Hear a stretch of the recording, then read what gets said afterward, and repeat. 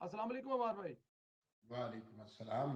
अमार भाई कैसे हैं आप? खैरियत से हैं? ठीक हैं? बिल्कुल ठीक ठाक, आप सुनाएं। बिल्कुल ठीक। अमार भाई, मेरे लंबे इंट्रो के बाद क्या कहते हैं आप ये जबरदस्ती के 70 जो बिल पास करवाएं? हम्म।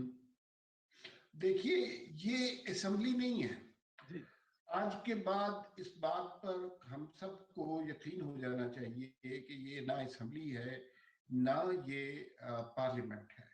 ये अकूबत खाना है, जेल खाना है, जहां महसूर कैदियों को रखा हुआ होता है और उनको अगर वो अपनी कुछ मर्जी करना चाहें तो उनको ब्लैकमेल किया जाता है, उनको धमकियां दी जाती हैं, उनके ऊपर धौंस से उनसे अपनी मर्जी से काम किए करवाए जाते हैं।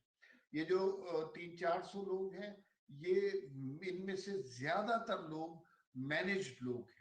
उनके अभी आपने देखा पिछले दिनों के काफ लीग ने ये बयान दिया कि वो कोई हुकूमत के साथ चलना नहीं चाह रहे, तो मोनस इलाही का एक केस बहुत बड़ा सामने आना शुरू हो गया। इसी तरह एमक्यूएम की भी कोई फाइलें खोल ली होंगी, कभी किसी की वीडियो आ जाती है। तो ये महसूर करके रखा हुआ है बहुत सारे लोगों को। इस असेंबली पे अवाम का नुमाइंदा होने की सिर्फ तोहमत लगाई जा सकती है।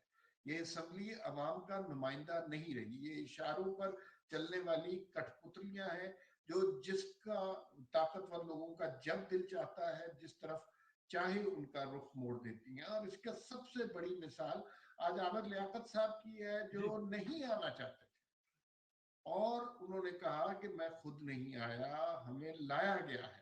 और ये भी हुआ कि वो जब वोट के बारे में उनसे पूछा गया तो वो लाइन में 2 दफा लगे। उन्होंने कहा जब मैं आया हूं तो काम ही कर जाऊं।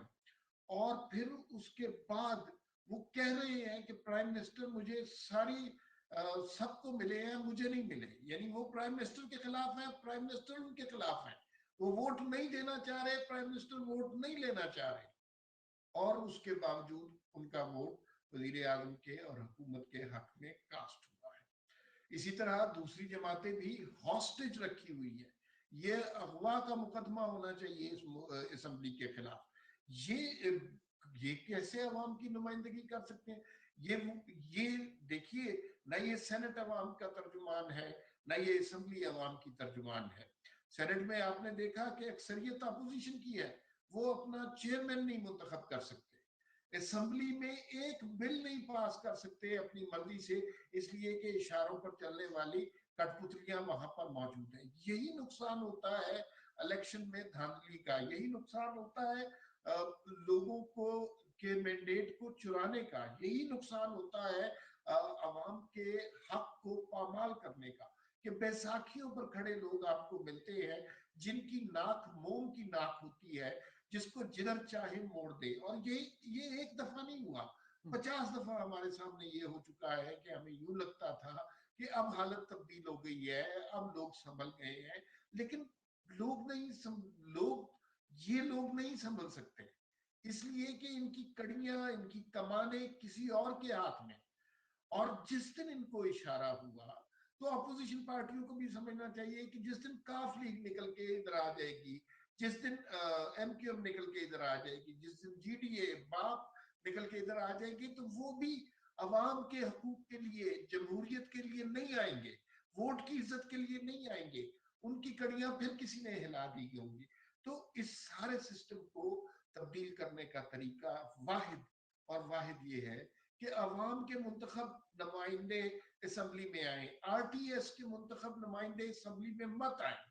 वो जो कॉम्प्रोमाइज लोग होते हैं, वो जब असम्बलियों में आते हैं तो फिर सारा सर कॉम्प्रोमाइज करते हैं। भाई आज असम्बली में जिस तरह आपने बात की, बिल किस तरह पास हुए हैं, जिस तरह फुटपाथ पे रद्दी की किताबें मुफ्त मिल रही थी, इस तरह बिल पास होते हैं। एक एक बिल का इम्पैक्ट, इन्फ्लुएंस पाकिस्तान के अवाम की जिंदगियों पर होगा। मुल्क की मैशियत पर होगा। EVM, e voting, Kulbhushan Yadav के अलावा भी 70 बिल है 67 सर। बिल पास हुए हैं। जी। उसकी के ऊपर ना कोई डिबेट हुई है। अगर ये कहते हैं कि असेंबली का काम कानून साजी करना है, तो वो कैसे करे कानून साजी? इस तरह वो डिबेट कहां पे जन्म ले सकती है? अगर आप डिबेट करना चाहते हैं, स्पीकर जो है वो असद कैसर, आज असद कैसर तो लग ही नहीं रहे थे, वो तो मेजर असद कैसर कैसर लग रहे थे, वो तो डंडा लेके फिर रहे थे। इस तरह असेंबलियां चलाई जाती है, ये तो परेड कराई जाती है, असेंबली थोड़ी इस तरह चलती है।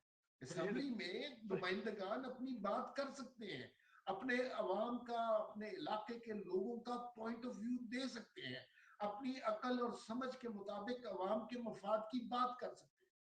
इस तरह थोड़ी होता है कि जनाब ये 70 बिल पास कर लिए। एक एक बिल पास करने का इम्पैक्ट जो है 22 करोड़ लोगों की जिंदगियों पर होता है, और आप किस तरह बिल पास कर रहे हैं, जैसे मच्छर मार रहे हैं, जैसे मक्खियां मार रहे हैं, और इसका अरबों का इम्पैक्ट इकोनॉमी पे भी होगा। बिल्कुल ठीक है, वो तो डेफिनेट होगा। आप यकीन मानिए, देखिए कुछ खबरें तो तीन बिल्स के बारे में तो मैंने आपको बता दिया, जी बाकी जो 67 बिल थे, किसी को उसकी खबर है? कहीं मीडिया में वो रिपोर्ट हुआ है क्या हो रहा है, कौन से किस मुद्दे कर दिए, किसके वाजिबात छोड़ दिए, किसको सजा दे दी, किसी को कुछ नहीं पता।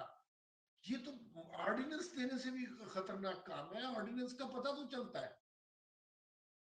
ये तो अजीब मजाक बन गई हुई है ये असेंबली। तो इससे अब इसका हल यही है कि इस असेंबली को तोड़ा जाए, अवाम के पास जाया जाए और अवाम के मुंतखब नुमाइंदे ऐवान में लाए जाए। देखिए ये सिलसिला कब तक चलेगा, कब तक चल सकता है?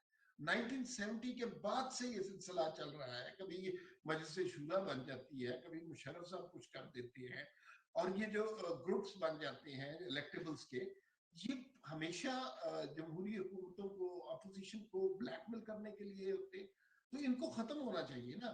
अब नून लीग के पास वक्त आएगा तो उन्हें सोचना चाहिए, बहुत सारे इलेक्टेबल अब उनसे मिलना चाहते हैं, तो उनके पास बहुत अच्छा वक्त है इस वक्त फैसला करने का कि आगे उन्हें किस तरह जाना है, क्या कंफर्म सीट चाहिए या अवाम का नुमाइंदा चाहिए।